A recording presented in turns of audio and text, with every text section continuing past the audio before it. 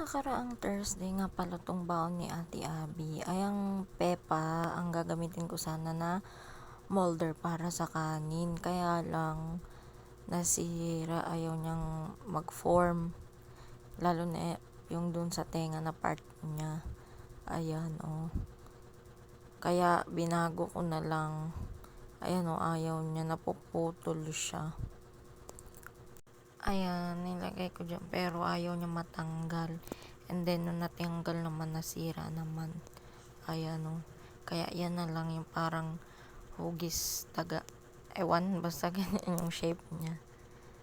Yan na lang yung ginawa ko. Yung pepa sana yung gagamitin ko kasi hindi ko pa siya nagamit, diba yun?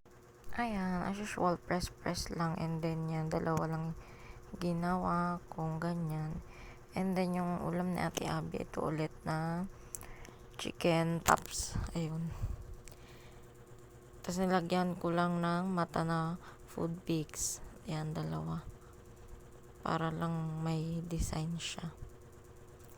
Nilalagyan ko ng silicone dahil maglalagay tayo ng tinapay. And then, ang prutas niya. Yung prutas niya, yung apple. Ayan, bali, hiwain ko lang yung apple ng ganyan. Gagamitan ko ng ganyang cutter. Ayan na. Tapos, patakan nyo siya ng konting lemon para hindi siya mangitim agad. Ayan.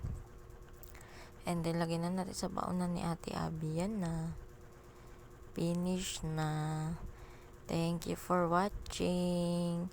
Like and follow for more baon serye. Bye, guys.